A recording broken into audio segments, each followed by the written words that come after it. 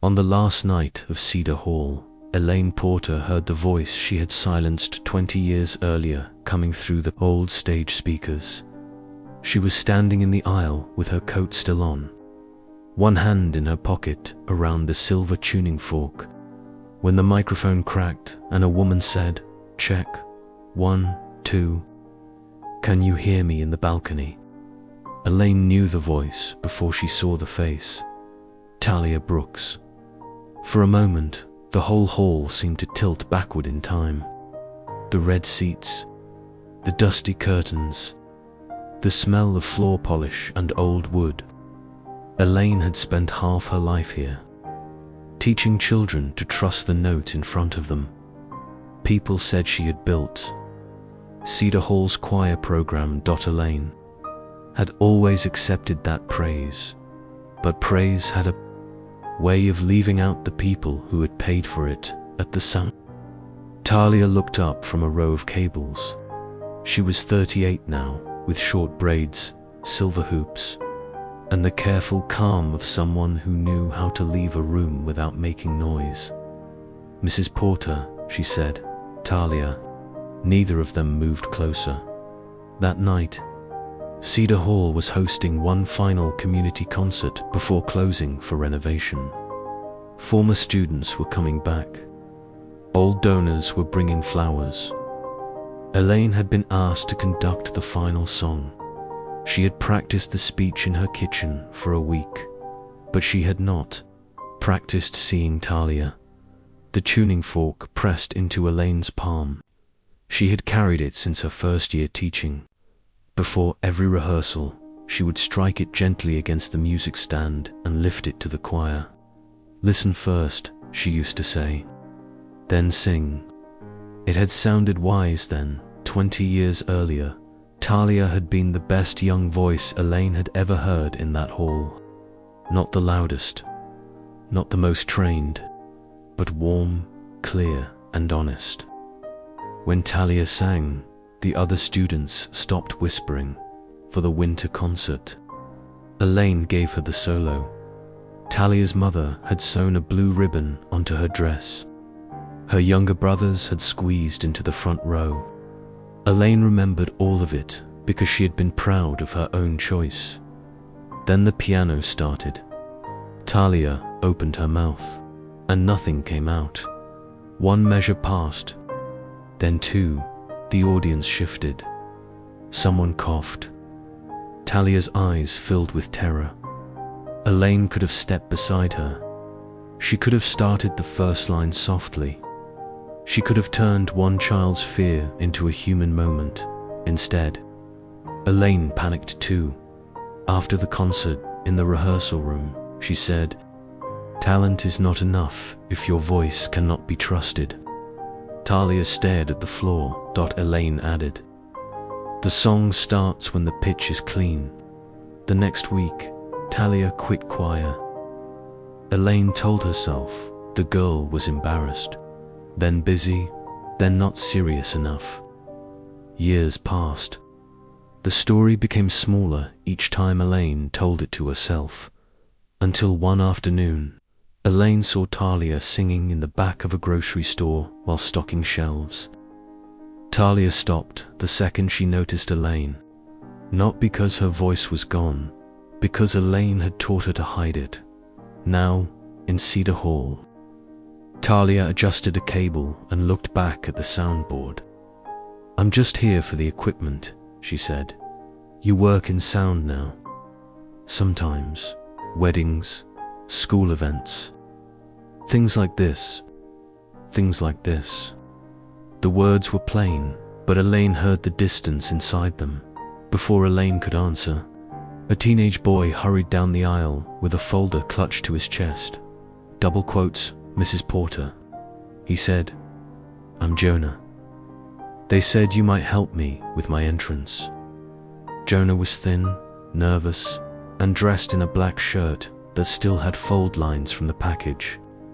He looked toward the stage as if it were a roof. "What are you singing?" Elaine asked. "First verse of the farewell song."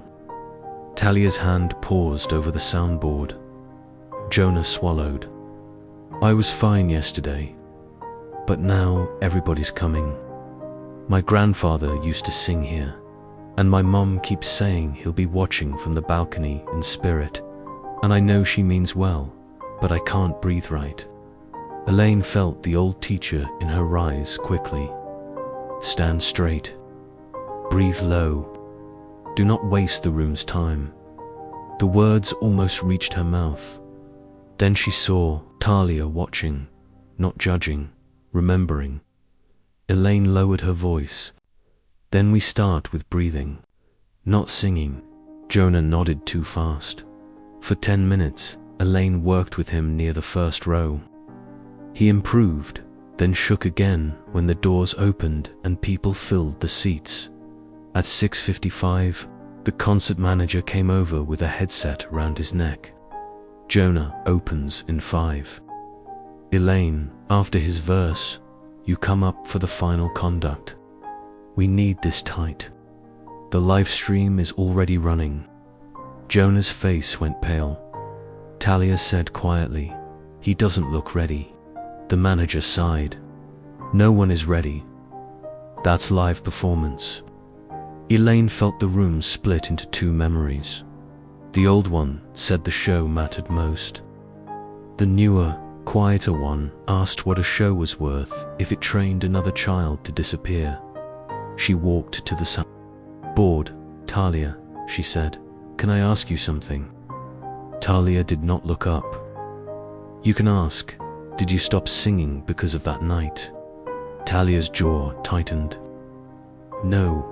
Elaine almost felt relief. Then Talia continued. I stopped singing where people could hear me. The sentence landed with more force than anger. I sang in my car, in kitchens. 2 babies who did not care if I missed a note. But not here. Not on stages. Not after you made one silent moment feel like a character flaw. Elaine closed her eyes for 1 second. I was wrong, I know. There was no cruelty in Talia's answer. That made it harder to stand inside. The manager called from the stage. 2 minutes. Jonah stood near the curtain, frozen now. One hand pressed against his stomach. Elaine looked at the program in her hand. Her name was printed in bold near the bottom. Final song conducted by Elaine Porter. For years, she had believed repair meant finding the perfect apology. Something polished. Something that made the past understandable. But Jonah was trembling now, and Talia was standing beside the soundboard, still carrying proof that Elaine's perfection had not been harmless. Elaine walked to the stage manager. Change the opening, she said. We can't. Yes, we can. Remove Jonah's solo. Jonah looked up, startled. The manager frowned. Elaine, the program is printed. Then the paper will survive being wrong. She turned to Jonah. You do not owe this room a performance just because adults planned one. His eyes filled, and he looked away fast. Do I still have to go up? Only if you want to stand with the group. No solo. He breathed out like someone had opened a window.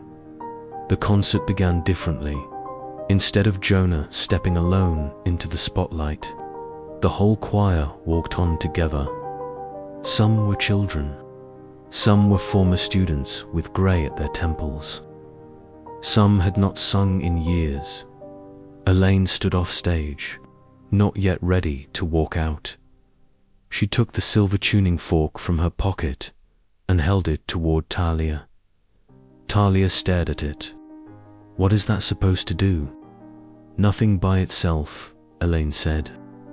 I used to think it gave people the right note.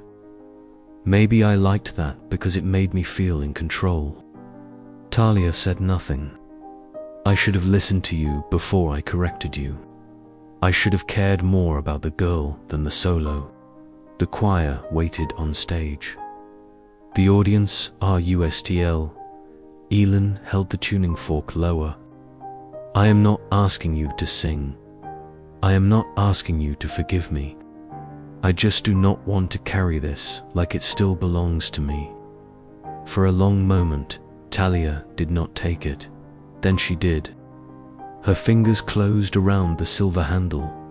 Elaine stepped onto the stage without it. The room applauded, but she did not lift her hands right away. She looked at Jonah, standing safely between two other singers. He gave her one small nod.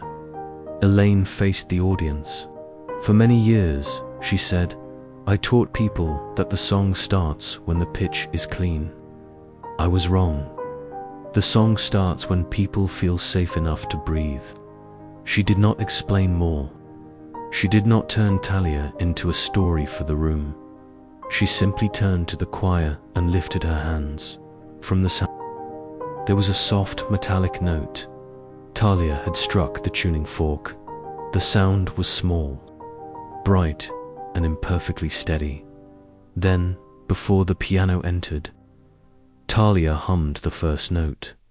Not loudly, not for applause, just enough for the choir to find it. Elaine felt something in her chest loosen with pain and gratitude. She conducted the final song gently.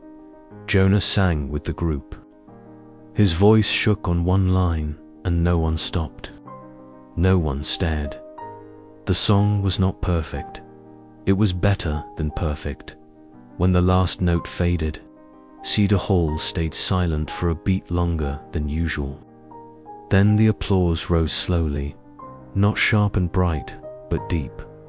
Afterward, people surrounded Elaine with flowers and memories. She thanked them, but her eyes kept moving toward the soundboard.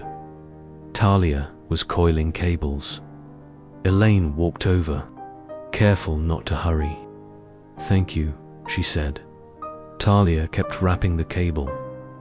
"I didn't do it for you, I know." Talia looked at the tuning fork in her hand. "I don't know if I want this. You can throw it in the river if you need to." For the first time all night, Talia almost smiled. "Maybe I'll keep it in my sound kit," she said. "A reminder to check if people can hear themselves." Elaine nodded. Her throat was too full for anything clever. Near the stage, Jonah was laughing with two other singers. He looked young again, not rescued, just not broken, outside. Workers had already placed fencing along one side of Cedar Hall. The building would close for months. Some people said it would never feel the same, maybe. It should not. Elaine stepped into the cool night without the tuning fork in her pocket. For the first time in years, the empty space did not feel like loss. It felt like room. Sometimes repair is not taking back what happened. It is refusing to repeat it when the next trembling voice is standing in front of you. Sometimes humility is letting the person you hurt decide what your apology becomes. And sometimes, after years of chasing the cleanest note, you finally learn that the bravest song begins with listening. If this story stayed with you, carry its lesson into your own life. And for more stories that help you see life differently, subscribe to Inner Shift.